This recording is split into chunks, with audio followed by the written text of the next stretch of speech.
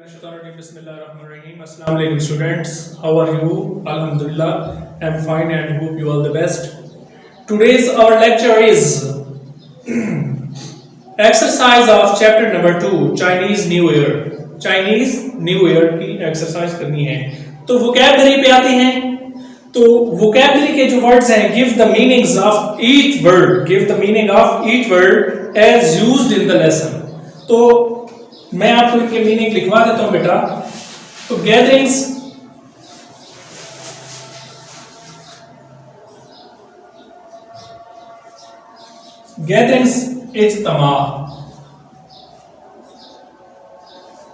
इज्तिमा गैदरिंग्स इसको असेंबल भी कह सकते हैं हम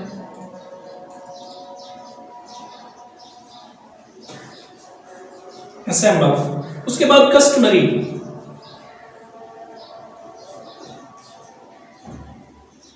रिवायती ट्रेडिशनल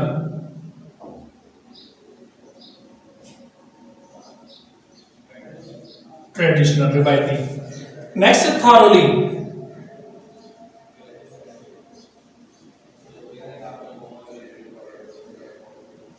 मुकम्मल तौर पर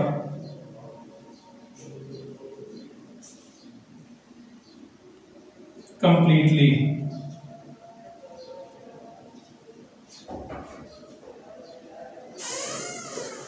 मुकम्मल तौर पर उसके बाद है कॉमन प्लेस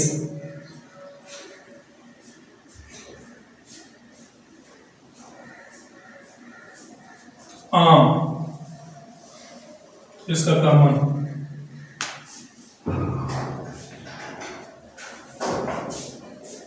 नेक्स्ट है पार्टेक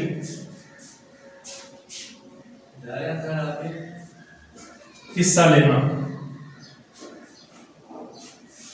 टेक पार्ट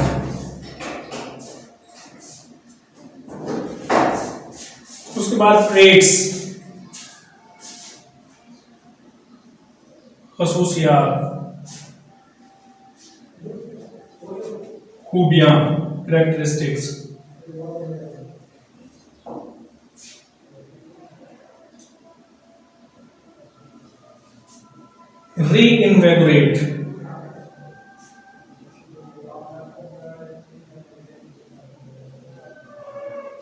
रीइन्वेगोरेट कुव्वत हासिल करना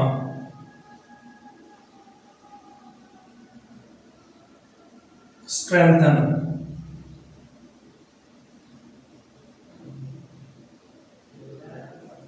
जी तो ये हमारे पास बेटा वोकैबुलरी कंप्लीट हो गई है उसके बाद form nouns from the given words and use the nouns in sentences in noun की इन वर्ब्स को नाउन की सूरत में लिखना है और उनके सेंटेंसेस भी बनाने हैं तो ये भी मैं आपको व्हाइट बोर्ड पे करा देता हूं आया कि कोई गलती की गुंजाइश न रहे तो जैसे सेलिब्रेट वर्ब है सेलिब्रेशन नाउन है तो गैदर ये वर्ब है तो नाउन इसका क्या बनेगा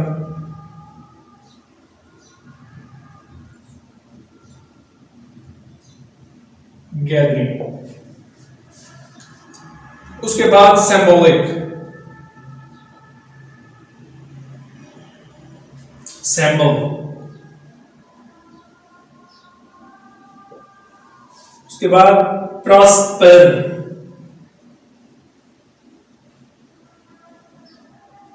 प्रॉस्पेरिटी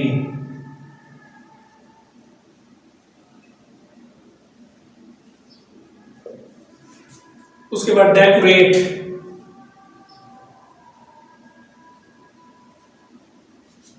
का decoration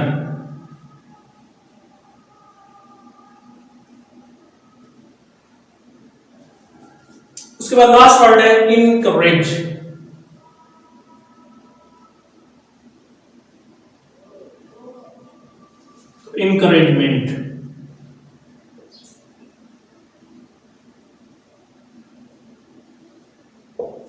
encouragement so C format translate the following paragraph into Urdu तो ये पैराग्राफ ट्रांसलेशन मैंने आपको जैसे कि कराई हुई है तो वो आपने कर लेनी है, तो ये आपके तौर पर नाउन के तौर पर है। तो reading comprehension, analyse the pattern of text organisation, choose the correct option. Chinese New Year falls somewhere, तो चाइनीज न्यू ईयर कब से कब तक स्टार्ट होता है? तो between January 21 and February 20। Paragraph 1 gives, paragraph 1 में क्या है? तो जनरल डिटेल ऑफ फेस्टिवल्स नहीं, फेस्टिवल्स की तो नहीं है, वो तो चाइनीज न्यू ईयर की जनरल डिटेल है। Specific detail of Chinese New year, तो ये भी ऑप्शन है। तो थर्ड पे आ जाए, it is customary for families to thoroughly clean their houses, क्या है ये? Before the first day of the Chinese year new year, on the first day of the new year, on the second day, तो before the prior to the first day of the new year. Hanging up signs and posters on doors and windows means, तो love and sincerity नहीं, care and affection नहीं, luck and happiness, ये तो C option. Envelopes are not to be opened until the recipient has left the home of the giver, तो B option. Answer the following question, तो ये answer the following question है बेटा, तो ये मैं आपको जैसे कि आपको ब्राइट से ये सब के लिए बेहतर है। अब मैं आपको अगर यहाँ पे बताऊं तो कोई किसी तरीके से लिख पाएगा, कोई किसी तरीके से लिख पाएगा, इसलिए अगर ब्राइट से आपको कराया जाए तो आपके लिए कोई मसला दरपेश नहीं होगा। तो when does Chinese New Year start? Chinese New Year start between 21 January to 20th February. Why do Chinese families do thorough cleaning of their houses before New Year's Day? तो क्यों करते हैं मुकम्मल तौर से सफाई? क्योंकि they believe that thorough cleaning clears out bad lucks of the previous year. It also makes the house ready to accept good luck for the coming year. Question number 3. Which color is not allowed? Black color is not allowed. And which color is encouraged on Chinese New Year's? Why? Black color is not allowed as it is symbol of death. ये इसकी why की reason आ गई। Red colour is encouraged, बनाया ज्यादा उसको हौसला अफजाई की जाती है, क्यों? as it turns away bad spirits, क्योंकि ये बदरूहों को टाल देता है। what do decorations on doors and windows symbolize? दरवाजों के ऊपर और खिड़कियों के ऊपर सजावट होती है, वो क्यों की जाती है? decorations on doors and windows symbolize luck and happiness. They help families sit together. ये खानदानों को इकट्ठा बैठने की तरजीह देते हैं। What is the significance of the New Year's Chinese F dinner? तो F dinner Chinese New year के मौके पर जो F dinner दिया जाता है उसका क्या मतलब होता है? तो in Chinese language the word 8 means prosperity and 9 mean long lasting. So ये long lasting है, मिसिंग है जरा ब्राइट में, long lasting, so that the New Year's F dinner is very important. It helps families sit together. Okay, तो 6th question है, what do the little red envelope filled with money symbolize? Little red envelopes filled with money symbolize wealth and prosperity. What is the importance of Chinese New Year for Chinese families? Chinese families come together to give thanks for the past year, पिछले गुजरे हुए साल को का शुक्रिया अदा करने के लिए, and refresh themselves for the coming year, और आने वाले साल को खुशामदीद कहने के लिए। So it is very important for them. तो ये इनके लिए बस ये इनके लिए अहम है। तो ये क्वेश्चन आंसर आपको मैं पिक की सूरत में इस वीडियो के लास्ट में लगा दूंगा वीडियो पिक्चर, तो आपने इसके तौर पर होमवर्क के तौर पर करना है। तो नेक्स्ट पेज नंबर 21 पे आ जाए, grammar, collective noun, fill in the blanks with the concrete collective, correct collective noun. अब कलेक्टिव नाउन क्या होते हैं? The noun which show which describe the whole body as a head. जैसे army हो गई तो इसमें बहुत सारे लोग हैं लेकिन उसका एक हेड वर्ड है आर्मी। पुलिस हो गई, इसी तरीके से स्कूल हो गया, हॉस्पिटल हो गया, क्राउड हो गया, गैदरिंग्स एटसेट्रा, ये जो वर्ड्स होते हैं इनको कलेक्टिव नाउन कहा जाता है। तो गैंग एक बुरे रॉबर्स के लिए यूज की जाता है। क्राउड, हजूम, ये मुख्तलिफ पीपल्स का एक हजूम होता है। कमेटी, एक जैसे कोई कमीशन होता है उसकी कमेटी बनाई जाती है। क्लास, एक स्कूल की क्लास होती है। क्रू एक जैसे एयरफोर्स में यूज होते हैं पायलट वगैरह, और उनके क्रू होते हैं जो वर्कर होते हैं उनको कहते हैं। ऑडियंस, एक लाउडर के एक ऑडियंस होते हैं। उसके बाद फैमिली, तो ये खानदान को शो करता है।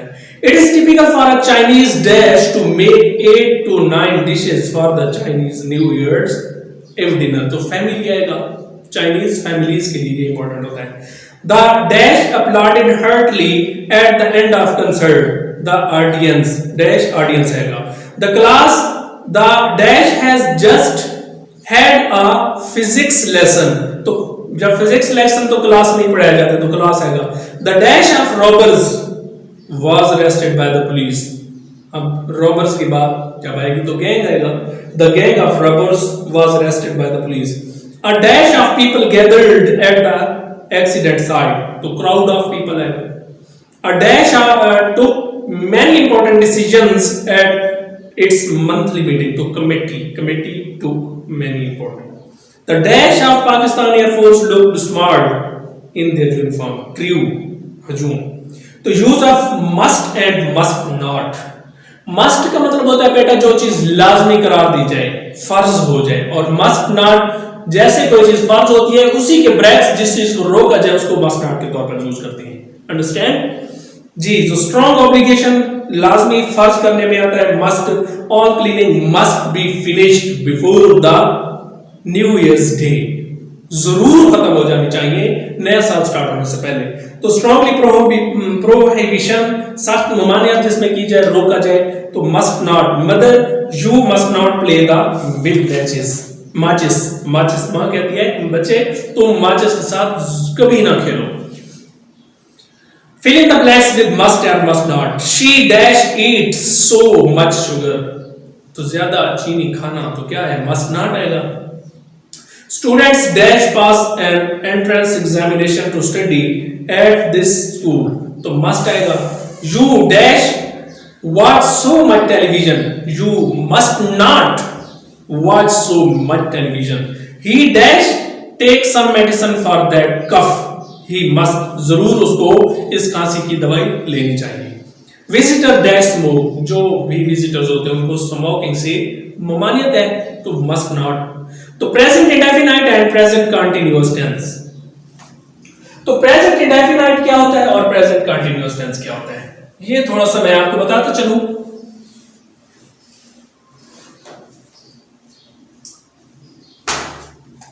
Present indefinite and present continuous.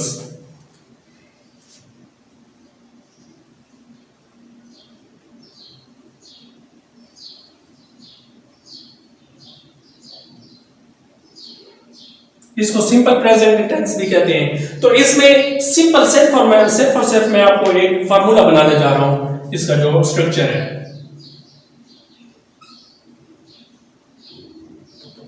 सबसे पहले हम सब्जेक्ट लगाते हैं. उसके बाद फर्स्ट फॉर्म ऑफ वर्ब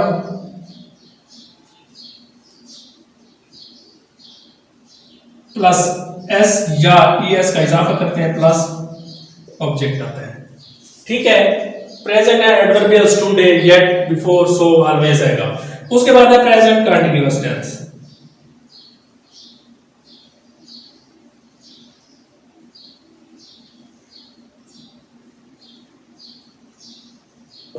तो इसमें सबसे पहले सब्जेक्ट आएगा प्लस हेल्पिंग वर्ब. इसमें इज एम आर यूज होते हैं.